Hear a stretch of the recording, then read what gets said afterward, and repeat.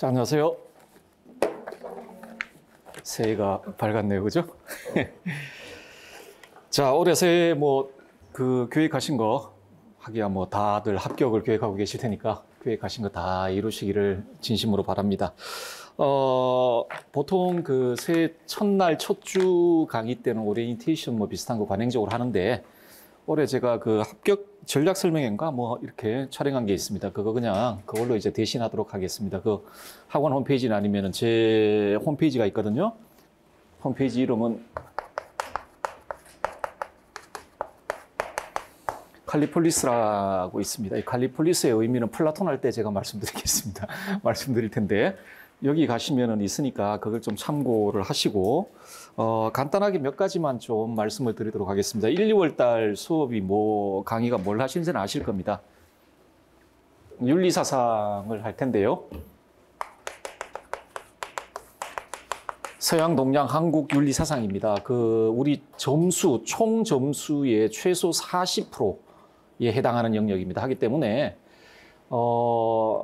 이 영역의 내용과 관련해서 여러분 공부가 충분하게 되어 있지 않으면 합격하실 때 굉장히 문제가 생깁니다.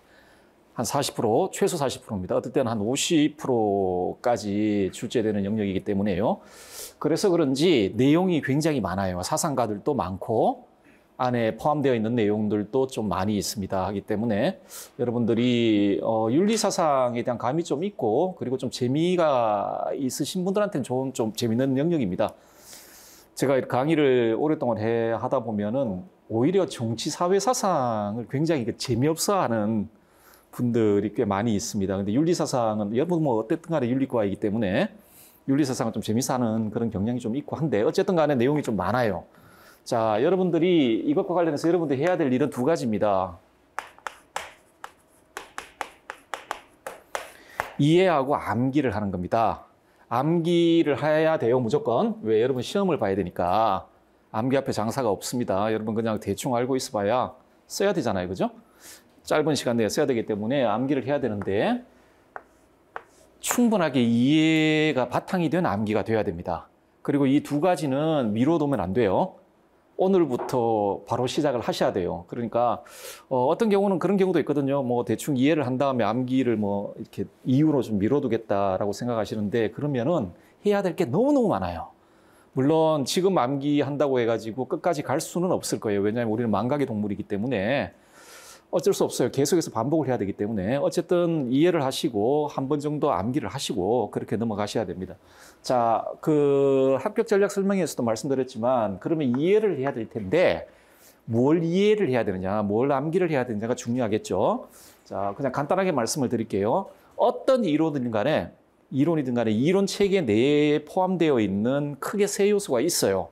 하나가 주제입니다. 연구자가 어떤 연구를 수행함에 있어서 던진 중심적인 문제예요. 플라톤이면 플라톤이 던진 문제가 있고 소크라테스면 소크라테스가 던진 문제가 있고 주자면 주자가 던진 문제가 있단 말이에요. 자, 그거를 이해를 하셔야 되고 다음에 이 주제에 대한 각 사상가들의 주장이 있어요. 자기가 문제를 던져놓고 탐구를 했을 거 아니에요? 그럼 탐구를 했으면 그 탐구와 관련되어 있는 어떤 주장이 있을 거예요. 자, 그 주장이 있고 그리고 모든 주장은 개념들로 구성되어 있어요. 다 개념들로 구성되어 있어요. 우리는 개념을 가지고 사유를 하잖아요. 관념을 가지고 사유를 하잖아요. 그죠? 개념들로 구성되어 있어요. 그래서 여러분들이 이해를 한다라는 건 크게 이것 말고도 몇 가지 더 있겠지만 크게는 연구자가 던진 중심 문제를 이해하셔야 되고 그 다음에 그 중심 문제, 주제에 대한 사상가의 주장을 이해를 하셔야 되는데 이 주장을 이해할 때는 그 주장을 구성하고 있는 개념을 이해하셔야 돼요. 그리고 개념을 이해한다는 건 모든 개념은 외연과 내포를 가져요. 이 말은 무슨 말이냐면 정의를 가지고 있다는 거예요. 개념은 다 정의를 가지고 있어요. 정의가 없는 개념이 있긴 해요. 있긴 합니다. 나중에 보시겠지만 무어의 선개념 같은 경우 정의가 안 돼요. 안 되지만 그건 굉장히 특별한 개념이고 대부분은 개념은 정의를 가지고 있습니다. 외연과 내포를 가지고 있다는 이야기예요. 정의를 하고 용어를 공부하시는 겁니다. 자, 요렇게 공부를 하시는 겁니다. 이걸 이해하셔야 돼요. 이걸 여러분들이 공부를 한다는 건 사실상 이론 공부를 한다는 건 이걸 이해하는 겁니다. 그리고 암기를 하시면 될 거예요. 자, 여러분들이 해야 될 일은 결국 요겁니다. 다른 게 없고요. 이론 이해하시고 암기를 하시면 돼요. 암기를 하시면 되고, 제가 해야 될 일은 여러분들이 그 이론을 공부하실 때 좀 이해하기 용이하게 도와주고 정보를 드리는 겁니다. 저는 암기에 부담이 없죠. 제가 시험실가 아니거든요. 아니기 때문에 저는 암기할 필요가 없어요. 근데 여기서 강의를 꽤 오래 해가지고 웬만하면 다 암기가 되어 있습니다. 암기가 되어 있는데 어쨌든 간에 이거를 1년 내내 하셔야 됩니다. 1년 내내 계속 하셔야 돼요. 그리고 계속 반복을 하셔야 돼요. 반복을 하셔야 된다라는 점 좀 말씀을 드리도록 하겠습니다. 그리고 아마 교재 이거 가지고 계실 텐데 이 안에 이제 사상가들과 내용이 들어있고 저는 여기 들어가 있는 내용을 가지고 강의를 하게 될 겁니다. 제가 여기 있는 영역과 그 영역에 해당하는 내용이 그 여러분들 합격을 위한 필요 충분 조건이라고 감히 말씀드릴 수는 없습니다. 이것 뭐 이외에도 여기에 들어가 있지 않은 내용이 나올 수도 있어요. 나올 수도 있는데 확언 드릴 수 있는 건 뭐냐면 적어도 필요 조건은 됩니다. 달리 말해서 합격을 하기 위해서 여기 있는 내용을 모르면 합격을 못해요. 가장 기본적인 내용입니다. 가장 기본적인 내용입니다. 자, 그래서 이것 이외에 다른 것들도 충분히 나올 가능성은 있겠으나 거의 매우 뭐 예외적으로 나올 수도 있겠죠. 있겠으나 제 강의는 여기 있는 내용을 중심으로 하겠습니다. 자, 여러분들 이왕에 제 강의에 참여하셨다라면 이거 강의가 끝날 때쯤 되면 이 안에 들어있는 내용은 다 숙지를 하고 강의가 이제 종결되기를 이제 개인적으로 좀 바라고 있습니다. 하기 때문에 뭐 예습은 필요 없습니다. 필요 없고 충분하게 복습을 하셔야 됩니다. 이해하시고 암기를 하시고 망각을 두려워하실 필요는 없습니다. 지금 뭐 암기해 놓으면 나중에 더 잊어버릴 텐데 그런 거 두려워하지 마시고 어쨌든 간에 반복을 하셔야 돼요. 그리고 그 반복을 하시다 보면 반복의 속도가 계속 이렇게 빨라질 겁니다. 처음에는 뭐 한 달 걸리던 게 뭐 일주일 걸리고 뭐 그런 식으로 되겠지요. 아마 시험 전날에는 전 영역을 하루 만에 다 볼 수도 있을 거라고 생각을 합니다. 자, 어쨌든 간에 여러분들 이렇게만 좀 알아두시고요. 뭐 이게 여러분들 해야 될 일입니다. 해야 될 일이니까 그 정도만 좀 알아두시면 되겠습니다. 뭐 딴 건 없겠고요. 뭐 제가 생각나는 대로 말씀을 좀 드리고, 자, 수업은 뭐 아시겠지만 10시부터 6시까지 이루어질 거고요. 오전 타임은 10시부터 1시까지 하도록 하겠습니다. 혹시 그 시장기를 빨리 느끼시는 분 계신가요? 나는 무조건 12시에 밥을 먹어야 된다. 그런 분 없을 거라고 생각을 하고요.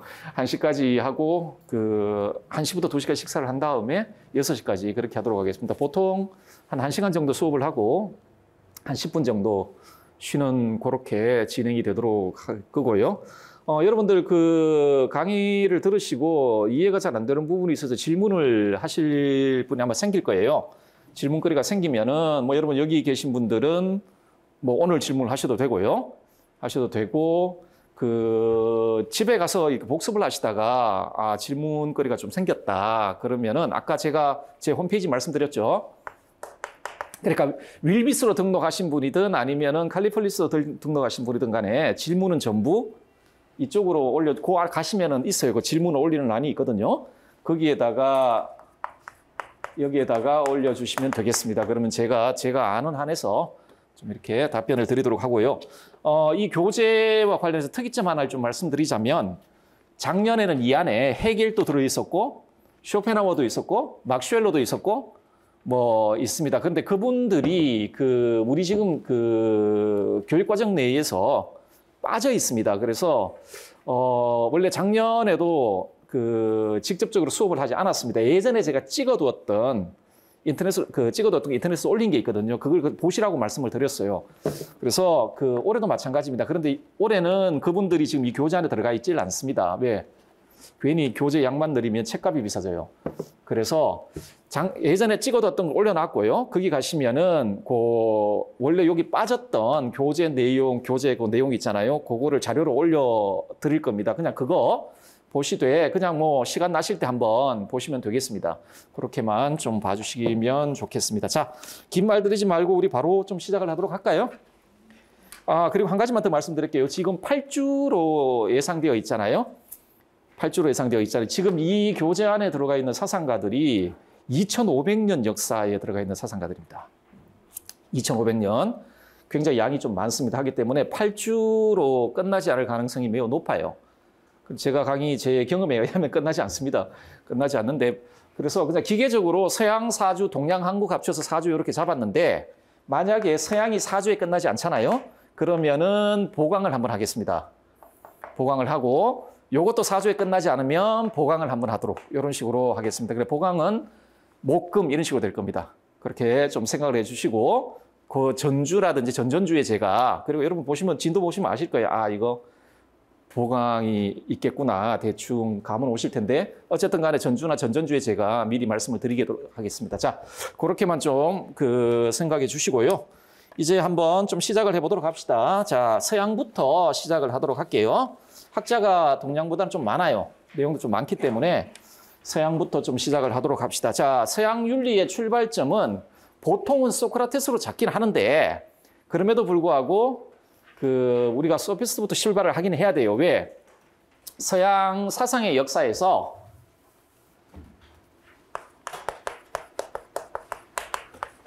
인간이 학문의 주요 주제가 되었던 출발점이 소피스트부터예요.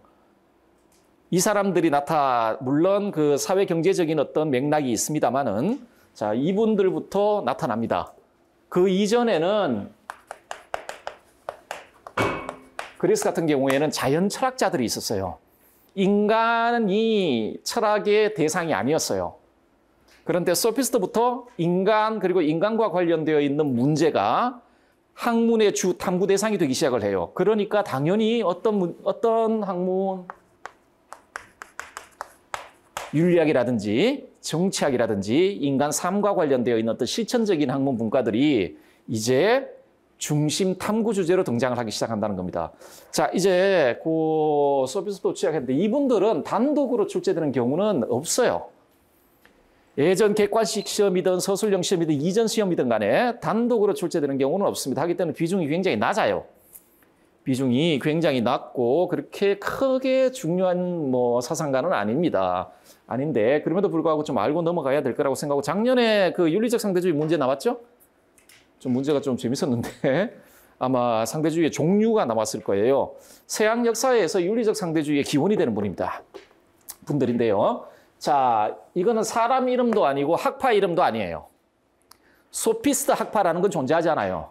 그냥 소피스트들이 있었던 거예요.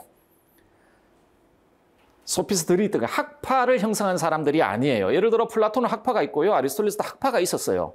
있었지만 소피스트는 학파로 존재하지 않습니다. 그리고 이 사람들의 저작물이 없어요. 그러니까 플라톤이나 아리스토텔레스처럼 자기 글 있잖아요. 없어요. 다 다른 사람들의 저작물에서 등장을 해요. 특히나 플라톤, 아리스토텔레스 하기 때문에 굉장히 좋지 않은 이미지를 가지고 있어요. 소크라테스부터 그 전통 안에 있는 사람들은 소피스트 굉장히 싫어했거든요. 하기 때문에 플라톤이나 아리스토텔레스의 저작에 나타나는 소피스트들은 굉장히 이상한 사람들이에요. 어쨌든 간에 그래서 보통 이제 궤변론자들 이런 식으로 불려지는데 실제로 당대의 그러니까 역사적 그 시기에서 소피스트들은 우리가 생각하는 만큼 그렇게 부정적인 이미지를 가진 사람들은 아니었어요. 단어 뜻만 봐도 알 수 있어요. 이게 소피예요. 지혜라는 뜻입니다. 소피스트는 현자라는 뜻이에요. 현자라는 뜻입니다. 예를 들어 이분이 프로타고라스거든요. 이분이 어느 지역에 뜨면 그 지역에서 똑똑하다는 애들은 다 몰려가요. 프로타고라스님 말씀 한마디 듣기 위해 다 몰려갑니다. 하기 때문에 그 당시에 이렇게 현자들이라고 평가를 받던 사람들입니다. 심지어 그 당시의 문학 작품에 소크라테스도 소피스트라는 표현으로 등장을 해요. 현자니까. 자, 어쨌든 우리가 알고 있는 좋지 않은 이미지의 이 소피스트들은 대부분 플라톤이나 아리스토텔레스의 저작물에 나타나고 있어요. 그리고 굉장히 많은 소피스트들이 있어요. 플라톤의 저작만 해도 진짜 수많은 그 소피스트들이 등장을 합니다. 그 사람들의 주장을 우리가 다 알 필요는 없고요. 자, 학파도 아니고 그럼에도 불구하고 우리가 그런 사람들을 전부 소피스트라고 부를 수 있는 이유는 일정한 공통적인 어떤 입장을 가지고 있다라고 봐야 되겠죠. 그중에 하나부터 지금 살펴보도록 하겠습니다.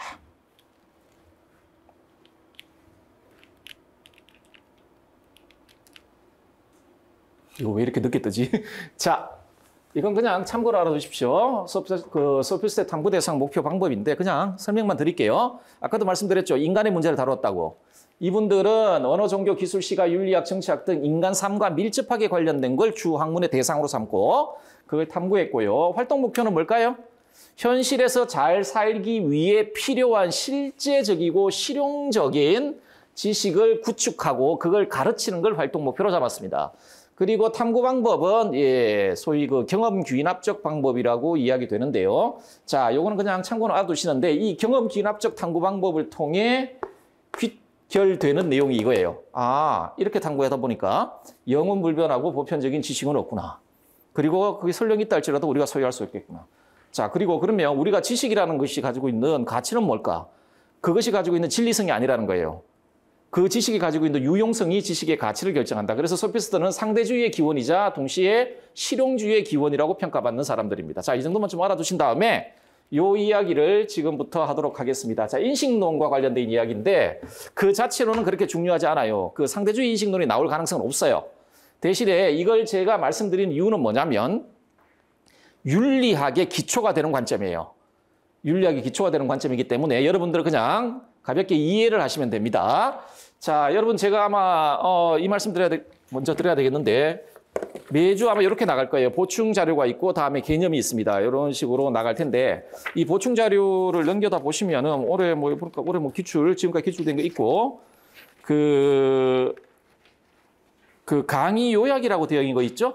그 딴 게 아니고요. 여기 있는 내용들 그냥 제가 출력해 드리는 겁니다. 그냥 여러분들 복습하실 때 좀 편하게 하시라고 드리는 거고요. 그리고 넘어가다 보시면은 그 학습 포인트라는 게 있을 거예요. 요거 여러분들도 그냥 그 복습하신 다음에 내가 그 사상가나 그 학파의 이론을 제가 이해하고 있는지를 스스로 점검하기 위한 목적으로 제가 지금 좀 이렇게 좀 주요 주제들과 관련된 문제들을 만들어 봤고요. 그 다음에 주요 개념은 그 학자들이 사용하고 있는 개념들이에요. 물론 다는 아니겠지만 그중에서 좀 중심 개념 되는 것들 그리고 그 개념의 정의를 좀 실어놨습니다. 그래서 복습하실 때 좀 이용을 하시고요. 그 다음에 아마 제가 그 강의할 때 보면 SA 다음에 뭐 R 이렇게 표현이 되어 있을 거예요.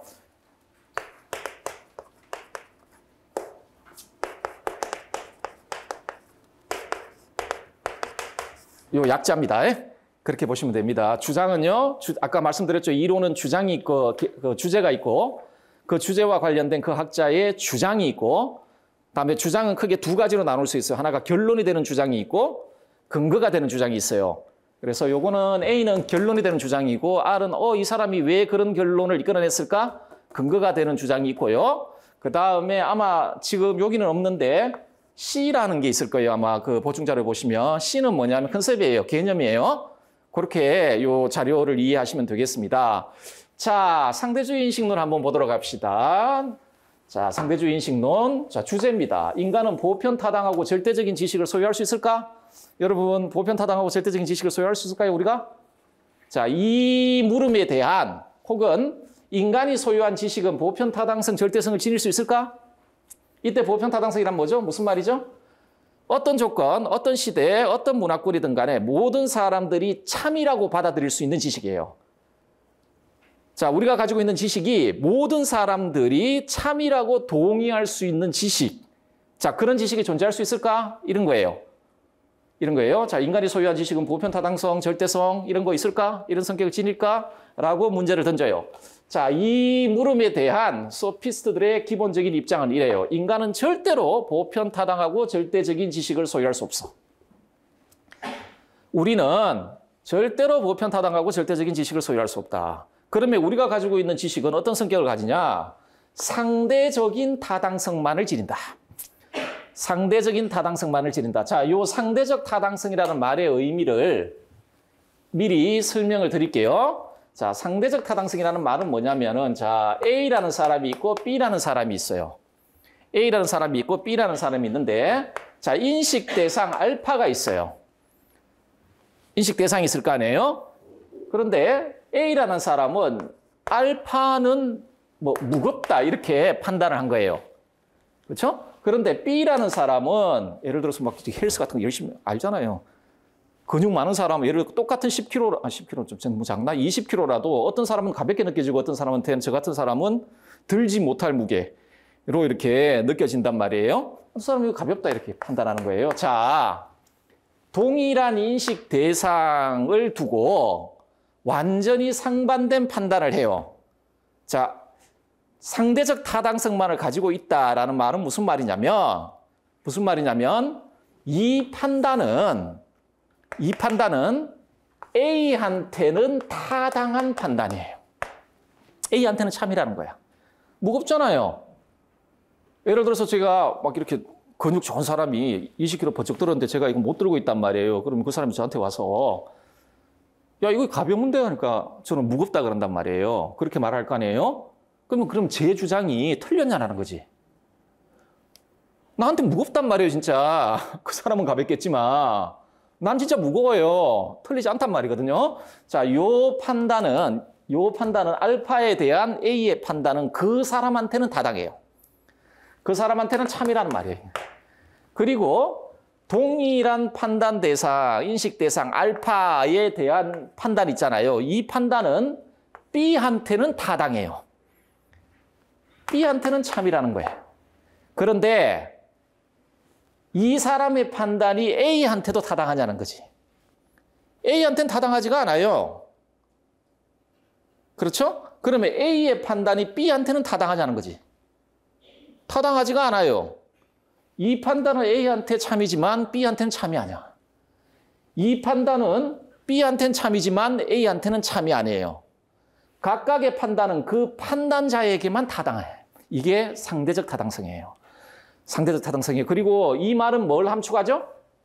이 말은 요 두 판단의 진리 여부를 결정해 줄 수 있는 요 어느 게 어떤 사람 무겁다, 어떤 사람 가볍다 이야기를 하지 않습니까? 이 두 판단 중에 무엇이 참된 진리인지를 결정해 줄 수 있는 보편적인 기준이 없다라는 거예요.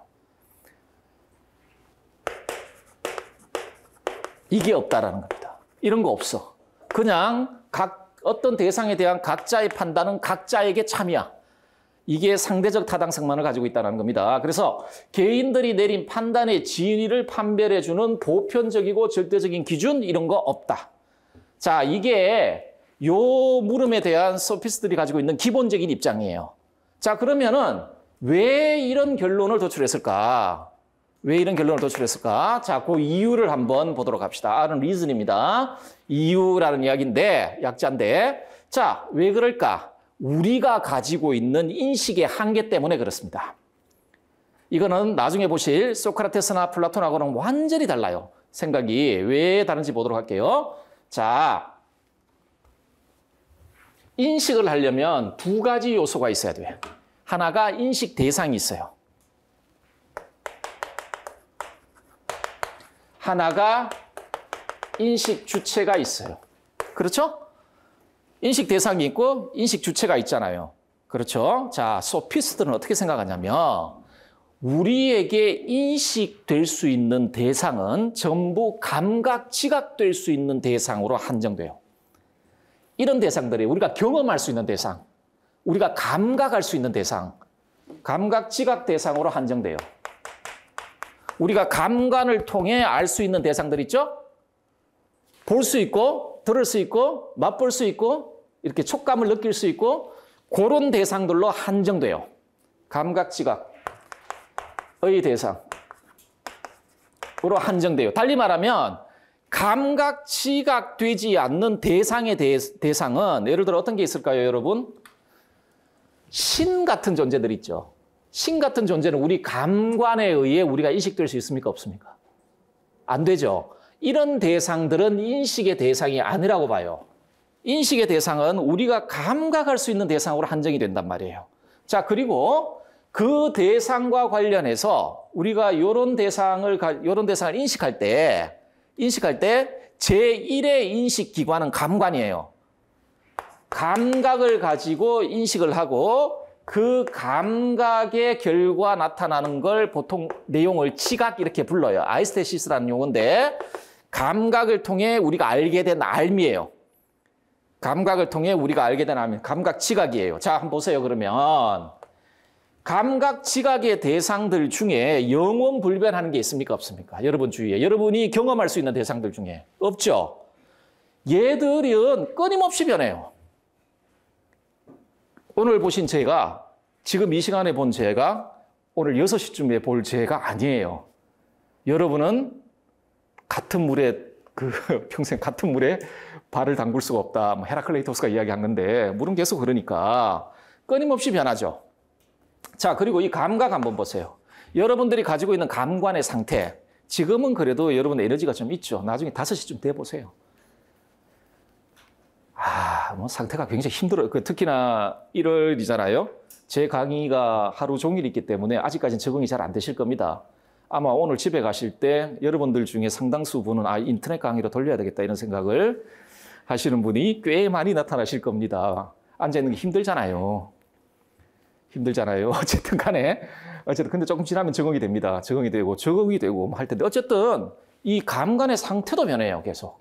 그리고 사람마다 감관의 상태가 다 달라요.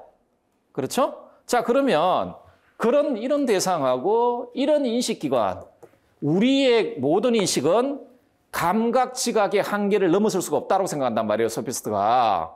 그러면은 영원 불변할 수 있는, 그러니까 고정되고 절대적인 지식이라는 게 있을 수가 없어요. 왜? 인식 대상도 끊임없이 변하고 우리의 감관 상태도 가변적이란 말이에요. 계속 변하는 거지. 계속 변하는 거죠. 자, 그래서 영원하고 절대적이고 보편타당한 그런 지식은 만약에 있다 할지라도 우리는 소유할 수 없어요. 왜? 우리의 인식 능력이 감각의 한계 내로 제한되어 있기 때문에. 근데 나중에 우리 소크라테스나 플라톤 보시면 그렇게 생각하지 않습니다. 우리한텐 신적인 능력이 있어요. 그러니까 이런 걸 넘어서 가지고 진짜 불변하는 대상을 인식할 수 있는 능력, 인식 능력을 가지고 있다라고 생각했던 게 플라톤, 소크라테스 이런 분들이에요. 그런데 적어도 소피스트는 그렇게 생각하지 않아요. 그래서 근현대 경험론의 아버지들이라고 불려져요. 경험론의 모토거든요. 경험 안에 있지 않은 건 정신 안에도 없다는. 경험 안에 있지 않은 건 정신 안에도 없다라는 게 보통 경험론의 모토인데 그걸 제일 먼저 설파했던 사람들이 이 사람들입니다. 자, 그래 정리하자면 왜 이런 주장을 했냐? 인간의 인식은 가변적인 존재 방식을 지닌 인식 대상. 이 말 무슨 말인지 아시겠죠? 끊임없이 변한단 말이에요. 우리 경험의 대상은 관계하는 인식 주체의 가변적이고 상대적인 감각 지각의 산물이니까 계속 변하지. 그리고 사람들마다 달라질 수밖에 없죠. 다를 수밖에 없겠죠. 자, 그렇기 때문에 이런 주장을 했다라고 이야기합니다. 자, 인식론적인 논의는 그렇게 중요하지 않아요. 근데 이해만 하시면 돼. 이 사람들이 왜 이런 주장을 했을까? 왜 우리는 보편타당한 지식을 가질 수 없다고 생각했을까? 그 정도로만 이야기를 하시고, 자, 이런 상대주의 인식론의 기초에서 윤리적 상대주의를 도출합니다. 우리는 윤리학이 중요하죠. 윤리학이 중요하니까. 자, 윤리적 상대주의의 기본적인 내용 봅시다. 이것도 여러분 대부분 다 아시는 건데요. 자, 한번 봅시다.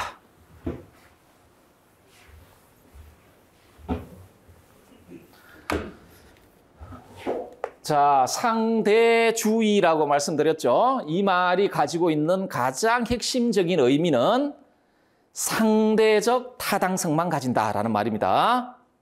상대적 타당성만 가진다는 이야기예요. 자, 이게 더 극단화된 게 회의주의인데 회의주의하고 상대주의는 기본적으로 좀 성격이 달라요. 회의주의는 아예 타당성 자체를 거부해요. 예를 들어서 윤리와 관련된 회의주의다 그러면 윤리의 존재 자체를 거부해버려요. 그런데 상대주의는 회의주의까지는 나가지 않고 공통점은 있어요, 둘 다. 상대주의하고 회의주의의 공통점은 보편타당한 지식, 보편타당한 윤리는 존재할 수 없다라는 건 그 공통점은 있지만요. 자, 한번 봅시다. 윤리적 상대주의. 자, 어떤 주장을 하는지 주요 입장을 한번 보도록 할게요.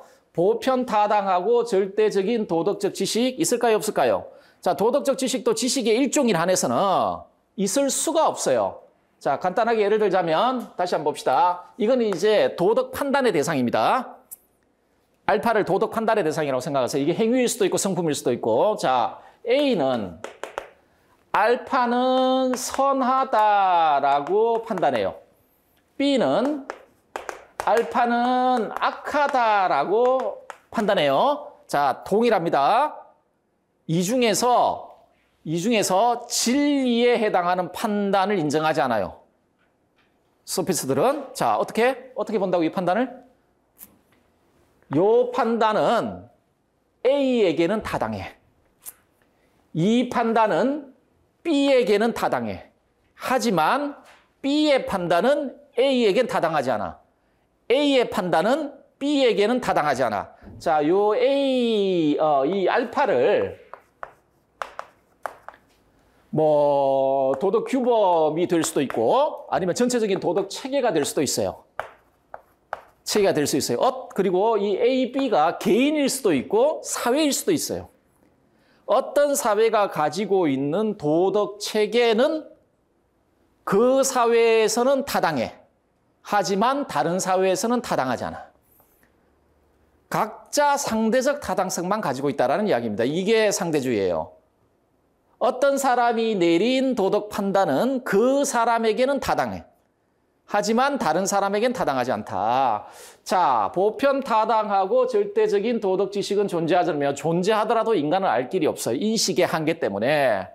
자, 그 다음에 도덕 판단의 진위 여부를 가려주고 도덕 규범들의 체계들 사이에 우열을 결정해 줄 수 있는 보편 타당한 기준 이런 거 없다. 자, 각자는 각자의 판단에 의해서 타당하다 그랬죠. 아까도 말씀드렸지만 알파는 선하다, B는 알파는 악하다고 말씀드렸는데 이 중에서 참된 진리, 참된 판단이 뭐냐? 자, 참된 판단, 이게 진짜 이 둘 중에서 진짜 진정한 의미에서 참이 뭐냐? 참인 판단이 뭐냐? 이걸 알려면 뭐가 있어야 돼요? 어떤 보편적인 기준이 있어야 될 거 아니에요. 그 판단의 진리성 여부를 결정해 줄 수 있는. 자, 그런데 이런 게 존재하지 않아요. 이런 거 없다. 이런 거 없다. 하기 때문에 보편 도덕의 존재 가능성, 보편 도덕의 수립 가능성 다 거부합니다. 보편 도덕, 그러니까 모든 시대, 모든 영역에서 타당하게 적용될 수 있는 보편 도덕 없다는. 그런 건 존재할 수 없다. 아테네의 도덕은 아테네의 도덕인 거고 스파르타의 도덕은 스파르타의 도덕인 거예요. 아테네의 도덕은 아테네에서 타당한 거고 스파르타의 도덕은 스파르타에서는 타당한 거예요. 하지만 스파르타의 도덕이 아테네에서는 타당하지 않아. 아테네의 도덕은 스파르타한테는 타당하지 않아요. 자, 이게 주장이에요. 다음에 개인과 사회의 구체적인 상황의 기초에 확립된 가변적이고 상대적인 다양한 도덕규범들의 체계만 존재한다. 자, 이 도덕규범들의 체계의 기초가 뭐라고요? 개인과 사회의 구체적인 상황이에요. 도덕은 개인의 측면에서 봐서 그 개인이 가지고 있는 구체적인 상황, 사회라면 그 사회가 가지고 있는 구체적인 상황이 있죠. 그 상황의 기초에서 확립되는 거예요. 하기 때문에 그 개인과 그 상황, 사회에서는 타당하단 말이에요. 예를 들어 도덕은 아니지만 여러분들 스파르타의 법률 체계하고 아테네의 법률 체계, 스파르타의 정치 체계와 아테네의 정치 체계가 완전히 다르잖아요. 다른 이유가 있어요. 스파르타라는 국가의 특성이 있어요. 스파르타라는 폴리스가 형성됐던 그 역사가 있고 스파르타의 지형 구조가, 지형 지물, 뭐 이런 게 있단 말이에요. 그게 아테네하고 완전히 달라요. 그렇죠? 그 역사 속에서 만들어진 것들이에요. 그 법률이나 정치 체제가. 그렇죠? 하기 때문에 스파르타의 법률을 아테네에 적용할 수도 없고 아테네의 법률을 스파르타에 적용할 수는 없는 거야. 스파르타의 법률은 스파르타한테는 타당한 거죠. 적합하단 말이에요. 아테네의 법률은 아테네에 적합한 거예요. 그렇죠? 자, 이거는 법률 가지고 이야기하는 도덕도 마찬가지라는 겁니다. 자, 이런 생각을 가지고 있다. 그러면은 어떤 결론이 나올 수 있을까요? 어떤 도덕 규범의 효력은 그 도덕 규범을 인정하는 개인이나 사회에만 미친다는 거예요. 방금 다시 말씀드렸지만 아테네 사람들은 자신들의 도덕 체계를 인정하고 있잖아요. 그러면 그 도덕 체계는 그걸 수용하고 있는 그 사회에만 효력을 미치지 다른 사회에 효력을 미칠 수가 없고요. 이 말은 달리 이야기하면 예를 들어 대한민국의 도덕 규범 체계들이 있단 말이에요. 이걸 다른 나라에 강요하면 안 돼요. 이게 소피스트들이 가지고 있는 생각이에요. 아테네의 도덕 규범을 스파르타에게 강요하면 안 돼. 스파르타의 도덕 규범을 아테네에 강요하면 안 된다. 자, 이게 소피스트들이 가지고 있던 그 기본적인 윤리적 입장이다라고 보시면 되겠습니다. 이 밑에는 지식에 대한 기본적인 생각이 깔려 있어요. 상대주의적인 인식론, 상대주의 인식론이라는 기본 관점에 입각해서 이렇게 이야기를 하고 있다라고 보시면 되겠습니다. 자, 이제 우리 뭘 보시냐. 요거는 그냥 간단하게 제가 설명드릴게요. 플라톤의 대화편을 보시면 소피스트들은 전부 다 우리는 덕을 가르칠 수 있어 이런 식으로 이야기해요. 덕을 가르칠 수 있다라고 이야기를 하면서 그 소크라테스가 찾아가가지고 아니 당신들 덕을 가르칠 수 있다라고 이야기를 하는데 그게 무슨 말이에요? 라고 막 질문 던지고 막 그래요. 자, 당대의 소피스트들은 나는 덕을 가르칠 수 있다라고 막 선전하고 다니는 사람들이에요. 어떻게 했냐면 이렇게 뭐 여러분들 그 아테네가 있으면 아테네 그 광장이 있죠. 아크로폴리스라는 광장이 있고 아크로폴리스라는 광장이 있고 거기 보면 아고라가 있어요. 이 단상 같은 게 있어요. 단상. 이런 거. 이 단상이 있어요. 어떠냐면은 여기에 올라서서 사람들이 막 연설을 해요. 그러면은 그 그리스 아테네 사람들이 거기 모여가지고 연설을 들어요. 연설을 들어요. 여기에서는 어떤 말이라도 해도 돼요. 하나만 빼고. 아테네가 믿는 신을 부정하는 이 말만 빼면은 무슨 말이든지 해도 돼요. 그 여러분들 중에 기독교인들도 계실 텐데 바울이라는 사도 바울이 있죠. 그 이렇게 주변 지역을 막 전도 여행을 다녔잖아요. 웬만하면 대부분 성공했는데 사도 바울이 전도 여행 가가지고 실패했던 곳이 대표적인 것이 아테네예요. 아테네는 아주 박살이 납니다. 가서 그때 바울이 이 단상 위에 올라가가지고 연설을 해요. 예수님에 대해서 연설을 하거든요. 하는데 막 그 그리스 사람들, 아테네 사람들 여기 쫙 모여 들어요. 성경에도 나와 있습니다. 저자가 새로운 신에 대해서 이야기를 하나 보다. 이 사람들은 기본적으로 다 신론자이기 때문에 그리스 사람들은 누가 와가지고 신 이야기하면 다 들어줘요. 새로운 신이 나타났나 보다 하면서 들어주거든요. 들어주고 여기서 이제 이야기를 합니다. 그 성경에 보면 이 주변에 있었던 사람들에 대한 명칭이 나와요. 스토아 학파와 에피쿠로스 학파들이 모였다. 라고 나옵니다. 이렇게 나오는데 결국은 사도 바울이 끌려 내려가요. 죽을 뻔합니다. 왜냐하면 그리스인들이 믿는 신을 부정하는 이야기를 하거든요. 그것만 하면 안 하면 돼.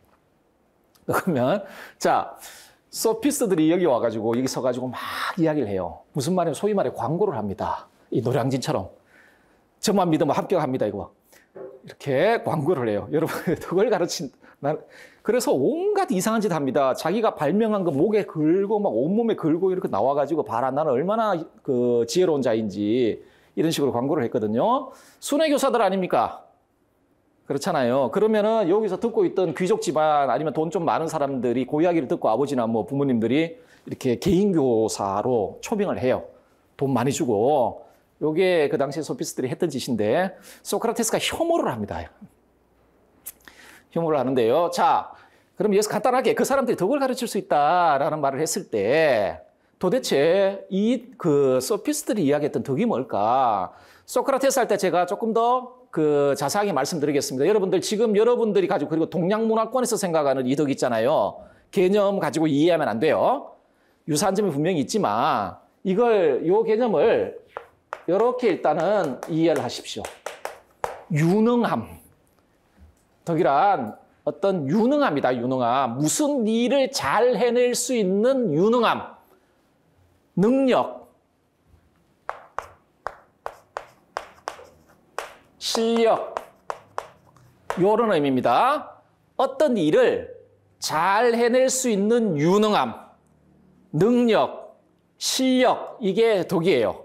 덕이거든요. 자, 그러면은 소피스트들이 덕을 가르칠 수 있다라고 이야기했을 때 여러분들 막 여기 광고했는데 여기에 부모님들이 서가지고 그 광고를 듣고 이분을 초빙했을 거 아니에요. 그러면 왜 초빙을 했을 것 같아요? 여러분들도 혹시 어릴 때 학원 고를 때 혹시 뭐 이렇게 중고등학교 다닐 때 부모님들이 좀 선택을 해주셨나요? 그렇게 선택해 주셨나요?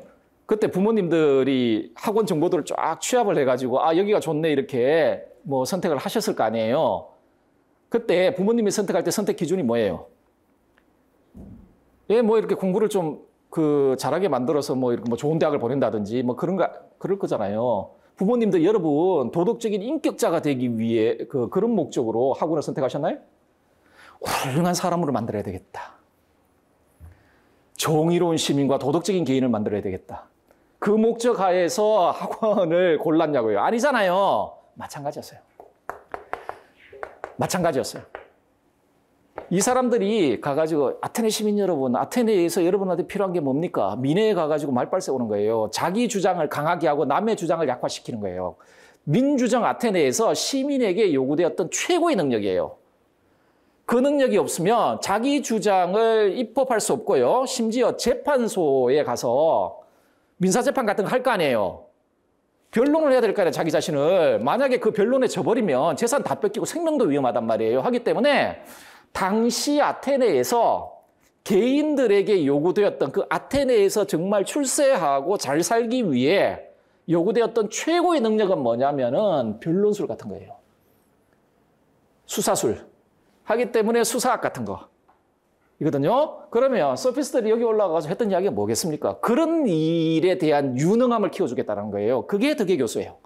그래서 개인 문제 처리에 있어서 능함, 자신이 살아가는 사회에서 입신양명할 수 있는 능력, 요게 소피스트들이 덕을 가르치겠다 했을 때 그 덕의 의미였어요.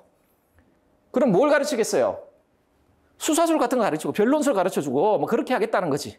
그래서 덕의 교수란 현실에서 입신양면하는 데 필요한 능력, 기술의 가르침이다 라고 이야기를 하고 나중에 소크라테스가 이 주장에 대해 거의 거의가 아니라 혐오하죠.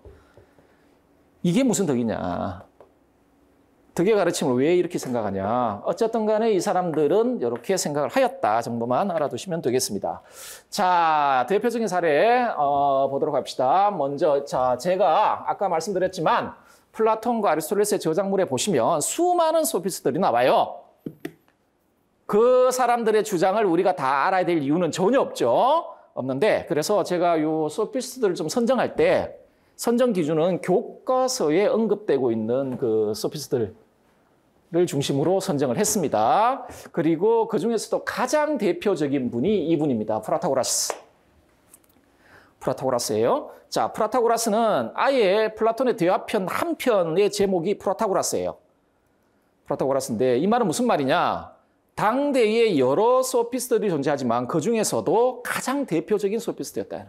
그리고 당대의 사람들이 굉장히 존경했습니다. 입법자이고 뭐 그런 사람인데요. 자, 이분의 주장을 지금부터 좀 보도록 합시다. 어디서 출발해야 되냐? 여기에서 출발해야 됩니다. 인간 만물 척도설. 인간 만물 척도설에서 뭐 시작을 해볼 텐데요. 자, 여러분들 그 교재 보시면 12페이지 한번 보실까요? 사가 대표적인 사례가 아니라 자, 프라타고라스 자 12페이지를 보시면 거기에 인간 만물 척도설과 상대주의 인식론 되어 있죠? 인간 만물 척도설 한번 볼까요? 인간은 만물의 척도이다. 존재하는 것에 대해서는 그것이 존재한다는 척도이며 존재하지 않는 것에 대해서는 그것이 존재하지 않는다는 척도이다. 이건 무슨 말 하는 걸까 싶죠? 자, 이때 앞에 인간이라는 말 있죠? 이거를 종으로서의 인간으로 보시면 안 돼요. 이건 그냥 개인들이에요. 개인들. 각각의 개인들. 각각의 개인들이 존재, 만물의 척도라는 거예요. 달리 말하면 존재와 비존재를 판단하는 절대적인 기준은 인식 주체인 각 개인이다. 뭐 예를 들어 A는 보자, 우리 동대문, 남대문, 서대문, 북대문. 서울에 북대문이 있나요, 없나요? 서대문은 있습니까, 없습니까? 서대문구는 있잖아. 근데 서대문구에 서대문이 있어요, 없어요? 동대문은 있지. 동대문은 있다는 건 확실한데. 남대문도, 남대문이라는 거, 남대문 있죠? 남대문 보신 적 있으세요? 제가 서울에 19살 때부터 살았는데 왜 이렇게 남대문을 본 적 기억이 안 나지? 어쨌든 간에 남대문이, 뭐 북대문이나 북대문은 없는 거 확실한데 근데 뭐 사대문 안 보통 그렇게 이야기를 하지 않습니까? 이게 조선의 서울의 경계선이었잖아요. 자, A는 북대문은 존재한다라고 판단한, B는 북대문은 존재하지 않는다라고 판단을 해요. 이 말이에요. 어떤 존재의 존재와 비존재를 결정하는 기준은 인식 주체인 각각의 개인이다. 여전히 다시 이 판단은 누구한테만 타당해요? 얘한테만 타당한. 이 판단은 얘한테는 타당한 거예요. 타당한 거예요. 자, 이 판단의 진위 여부를 결정해 줄 수 있는 보편적 기준? 그런 거 존재하지 않는다. 이게 인간만물 척도설에 함축되어 있는 내용이에요. 존재와 비존재를 판단하는 절대적 기준은 인식 주체인 각 개인이야. 세계에 대한 각자의 인식은 각자에겐 참이야. 세계에 대한 각자의 인식은 그 사람한테는 참이야. 이걸 뭐라고 불렀죠?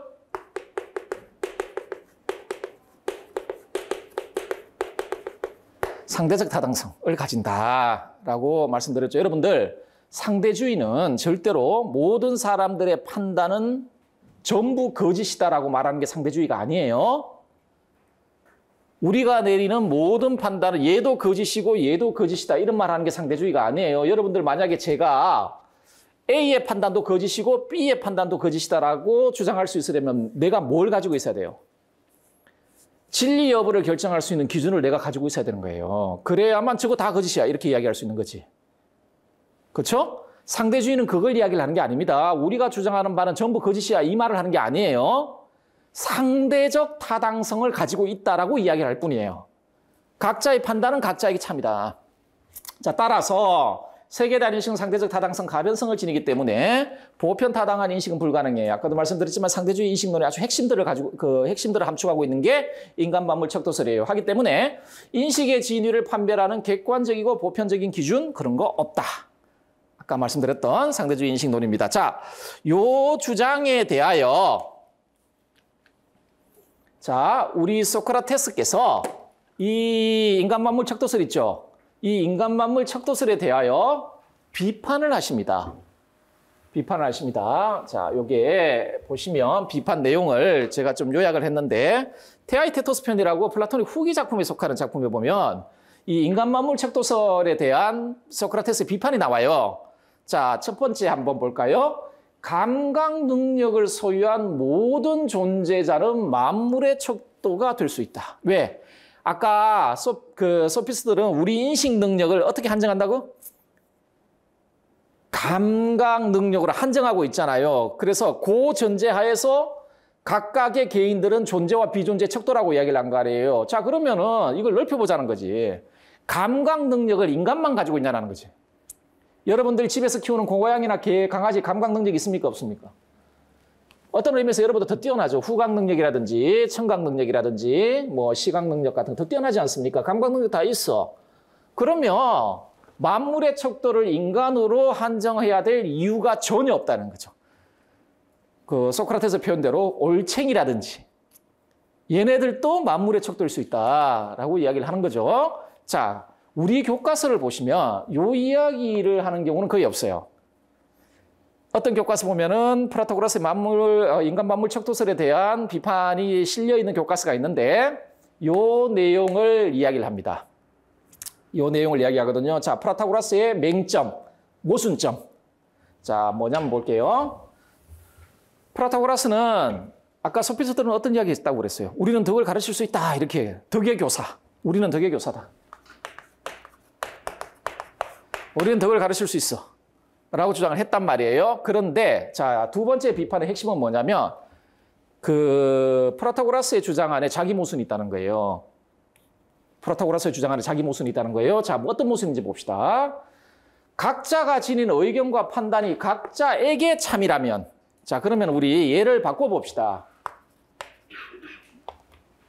학생과 선생님 이렇게 있단 말이에요. 그러면 학생은 A는 존재한다 라고 이야기를 했는데 선생님은 A는 존재하지 않는다 이렇게 주장을 하고 있단 말이에요. 자, 한번 보자는 거예요. 만약에 인간 만물 척도설에 함축되어 있는 상대주의적 인식론의 관점에서 보면 이 판단은 학생에게는 참이고 이 판단은 선생님에게는 참이에요. 그리고 이 둘 중에 진리성 여부를 결정할 수 있는 보편적인 기준은 누구도 가지고 있지 않아요.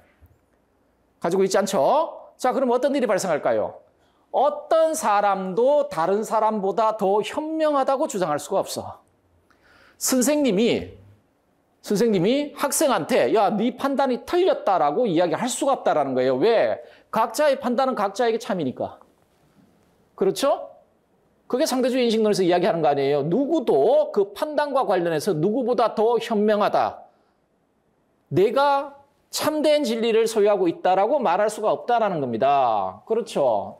그렇죠? 이 말은 무슨 말을 어떤 또 주장을 함축할까요? 따라서 누구도 타인의 교사로 자처할 수 없다는. 여러분들 학교에 가셔가지고 학생들 모아놓고 이제 소위 요새는 그런 말 안 쓰죠. 훈화. 요새는 그런 말 쓰나요? 학교에서? 교장 선생님 훈화 말씀 있으시겠습니다. 이런 표현 쓰세요? 정말 전통적인 표현이죠. 훈화, 가르쳐 교화한다 라는 표현이잖아요. 말 자체가 그렇게 나쁜 말은 아닌데 아주 유교적이고 그런 표현인 것 같습니다만은 훈시, 교장 선생님 훈시 이런 표현 안 쓰죠, 요새. 예전에 훈화, 훈시 이런 말 많이 썼는데 어쨌든 자, 선생님이 보시기에 이게 참이다. 그러니까 여러분 가르치는 거 아닙니까? 학생들하고 선생님의 판단이 달랐을 때 선생님이 학생들의 판단을 교정하려는 이유는 뭐예요? 어떤 게 전제돼야 돼요? 선생님의 판단이 참이라는 게 전제돼야 교정을 할 거 아니에요. 니네가 거짓이다. 그런데 소피스트의 상대주의적 인식론에 기초했을 때는 그 말을 할 수가 없어요. 왜? 상대적 타당성만 가지니까. 누구도 다른 사람의 교사로 자처할 수가 없다는 거예요. 그런데 프라토고라스 같은 분, 소피스트들 어떻게 했어요? 자기들이 덕의 교사라고 그랬잖아. 덕을 가르칠 수 있다고 이야기한 거 아니에요. 그렇게 말하고 다녔잖아요. 자, 자기 모순이다. 이 사람들이 주장하고 있는 인식론하고 이 사람들이 주장하는 덕의 교사로서의 자기 자신들 이 두 입장 사이에 자기 모순이 있다는 겁니다. 자, 우리 교과서는 이 이야기가 실려 있습니다. 이 이야기가 실려 있다라는 점만 좀 알아두시면 되겠습니다. 자, 우리 프라토고라스의 윤리적 입장을 좀 빨리빨리 지나갑시다. 이거 단독으로 나올 가능성 거의 없다라고 제가 말씀드렸죠. 자, 윤리적 상대주의입니다. 아까 윤리적 상대주의에 대해서 다 말씀드렸죠. 어떤 의미를 가지는지. 자, 이런 주제입니다. 보편적인 도덕체계의 수립은 가능할까? 불가능이에요. 자, 도덕체계, 이 말 안에는 도덕 판단, 도덕적 지식, 도덕적 규범 이런 말이 다 포함되어 있는데 진위 여부와 우열을 결정하는 보편 타당한 기준이 있을까? 이것도 없다. 기본 입장은 이거예요. 보편적인 도덕체계와 보편 타당한 도덕의 기준 존재할 수 없어요. 신의 나라에 있을 수도 있어. 하지만 우리 알 수도 없어. 알 수 없다. 왜? 도덕은 상이하고 가변적인 개인 혹은 사회의 주관적 신념의 기초. 이게 도덕의 기초예요. 예를 들어 아직까지 우리가 공부하지 않았지만 스토아 학파들 같은 경우에는 도덕의 기원이 있어요. 도덕의 기초가 있거든요. 그 기초가 자연법이에요. 자연법. 하기 때문에 보편 도덕이 가능해요. 자연법이 보편적이기 때문에 그 자연법의 기초에서 도덕이 확립이 되거든요. 하기 때문에 그때 확립된 도덕은 모든 인간에게 적용될 수 있는 보편 타당성을 지녀요. 그런데 왜? 도덕의 기초가 보편 타당하니까. 그 나중에 다시 보시겠지만 이 사람들은요. 아까 인식론 측면에서는 인간의 감각 능력이 한정된다고 이야기를 하면서 보편적 지식 이걸 거부했잖아요. 도덕의 기초는 그런 무슨 신성한 기운 같은 게 없어. 도덕의 기초가 뭐냐? 이거라는 거예요. 상이하고 가변적인 개인 혹은 사회의 주관적 신념이라는 거지. 하기 때문에 다 달라. 다 다른 거예요. 그죠? 자, 기초에서 수립돼. 그러니 보편적인 도덕체계와 보편 타당한 기준, 도덕의 기준 이런 게 존재할 수가 없는 거지. 존재할 수가 없다. 자, 다음에 우리 프라토고라스 윤리학에서 또 하나 살펴봐야 될 게 실용주의입니다. 그리고 아까도 말씀드렸지만 소피스트들의 그 윤리가 현대 실용주의의 기원이 되었다라는 평가를 받고 있습니다. 자, 그러면은 프라토고라스는 회의론자가 아니거든요. 자, 어떤 판단 A가 있고 판단 A가 있고 판단 B가 있어.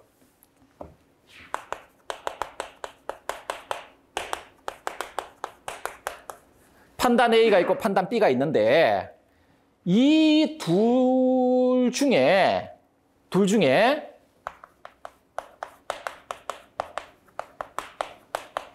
더 나은 판단이 있다는 거예요. 판단 A가 있고 판단 B가 있는데 이 판단들 중에 더 나은 판단이 있다라는 거예요. 그걸 선택해야 된다는 거야. 그러면은 이때 더 낫다 혹은 덜 낫다라는 걸 평가하는 기준이 있잖아요.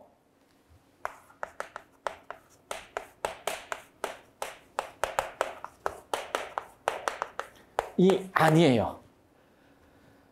이게 더 나은 판단이고 이게 그렇지 못한 판단이다라고 우리가 결정을 할 때 그 결정 기준은 진리성이 아니야. 이게 진리고 이게 진리가 아니기 때문에 이게 더 낫다라고 이야기하는 게 아니에요. 그러면은 프라타고라스가 더 나은 판단이 있고 덜 나은 판단이 있다라고 했을 때 그 판단 기준은 뭐냐면 실용성이에요. 실용성. 자, 주제는 이런 겁니다. 도덕의 우열을 결정하는 기준 혹은 어떤 도덕 체계들이 있을 때 혹은 도덕 판단이 있을 때 우리가 무엇을 선택해야 될 것이냐를 결정하는 기준이 뭐냐. 자, 도덕의 우열을 판단하는 기준은 진위 여부가 아니다. 절대. 왜? 그런 거 있을 수 없거든. 그렇잖아요? 진위 여부가 아니라 현실 문제의 해결과 관련한 실용성 여부다라는 겁니다. 자, 프라타고라스는 기본적으로 법률가입니다. 법률가입니다. 여행도 많이 했고요. 이집트까지 가가지고 수학도 배워오고 그랬던 사람입니다. 자, 여러분들 여행을 많이 하면서 이 섬 저 섬을 갔을 거 아니에요. 그 당시 아테네가 막 이렇게 식민지화하고 막 그랬을 때니까 거기를 돌아다니면서 이 사람이 안 거예요. 이게 지역마다 법률도 다 다르고 도덕 체계도 다 다르네? 그 이유는 그 지역이 가지고 있는 역사, 특이성, 습속 이런 것들이 다 다르기 때문이야. 하기 때문에 보편타당한 도덕은 있을 수가 없어. 이런 생각을 한 거예요. 자, 그러면서 이분 법률가라 그랬죠. 입법가예요, 입법가. 그러면은 자, 우리가 법률을 제정할 때 기존에 없던 법률을 제정한다는 이야기는 뭐예요? 왜 입법 동기가 생기죠? 입법 동기가 생겨나는 이유가 뭐예요? 국회의원들이 앉아가지고 할 일을 이거 월급은 받았는데 놀면은 좀 부끄러우니까 무슨 법이라도 한번 만들어보자. 그러려고 법 만드는 건 아니잖아요. 입법 동기는 어디서 생겨요? 기존의 법을 가지고 한 사회에서 생겨난 문제가 해결이 안 되니까 입법 동기가 생기는 거예요. 아니면은 그 법이 오히려 문제를 더 크게 만드니까. 그래서 입법의 동기가 생기잖아요. 그러면은 입법가들 모여가지고 뭐 해요? 자기 나름의 법률을 제시하잖아요. 이 문제 해결하려면 내 생각에는 A라는 법이 더 좋아. 보세요. 그 국회 보시면 뭐 이 당 저 당이 있는데 어떤 동일한 그 대한민국 사회에서 발생하는 문제가 있을 때, 야, 이 법은 이래야 돼. 아니야, 이 문제는 이렇게 해야 돼. 하면서 국회의원들이 발의하는 법률들이 이렇게 모여지잖아요. 그러면은 의원들이 모여가지고 그 다듬지 않습니까? 자, 현실 문제가 있고, 이 문제를 해결하기 위한 방안들 A, B가 있어. 그러면 여기서 우리가 무엇을 선택해야 될 것이냐?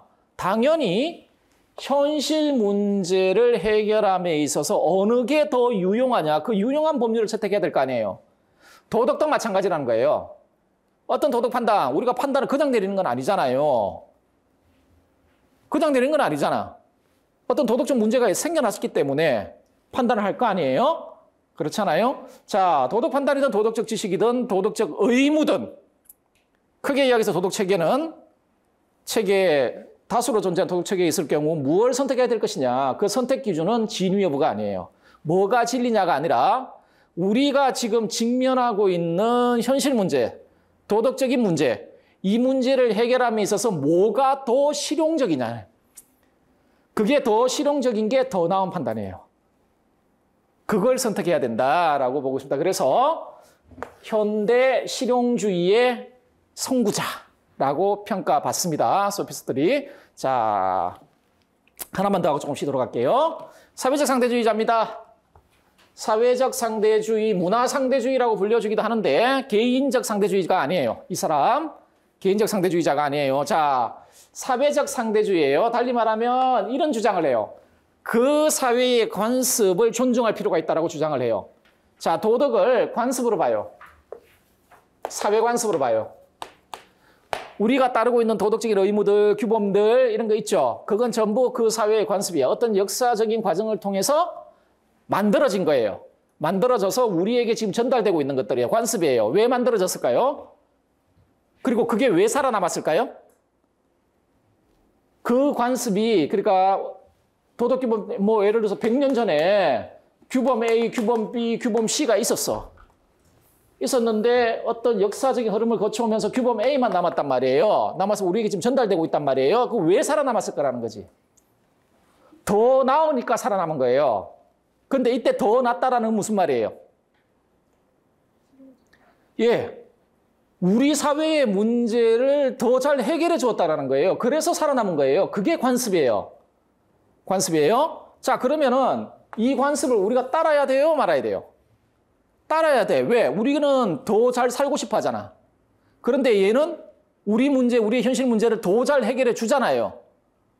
그러니까 살아남은 거 아니에요. 하기 때문에 프라타고라스는 우리가 보다 나은 삶을 살기 위해서는 자신의 판단을 따르는 게 아니라 사회의 관습을 따라야 된다고 이야기를 해요.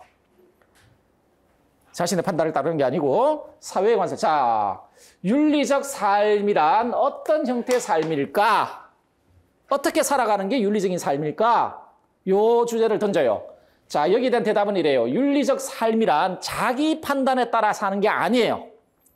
프라타고라스의 관점에서는 아니라 자기 사회의 관습 혹은 도덕규범을 습득하고 그것에 복종하는 삶이 윤리적 삶의 모습이다라고 봐요. 그래서 소크라테스가 그렇게 해요. 이 사람들 그렇게 현대어로 이야기하면 전형적인 사회화론자들이다라고 이야기를 합니다. 외부의 것을 심어주려는 자들 뭐 이런 식으로 이야기를 하는데 어쨌든 자, 왜 그럴까? 왜 이런 주장에서 왜 이게 윤리적인 삶의 형태일까? 그 이유는 이렇습니다. 아까 말씀드렸죠. 현존하는 사회의 관습 혹은 도덕 규범은 왜 남았다고? 실용적이니까 남았다 그랬죠. 달리 말하면 뭐 개인과 사회에 이익이 되니까 남은 거예요. 자, 개인과 사회에 실질적 이익을 가져다 주는 것으로 역사적 과정을 통해서 판명이 난 거예요.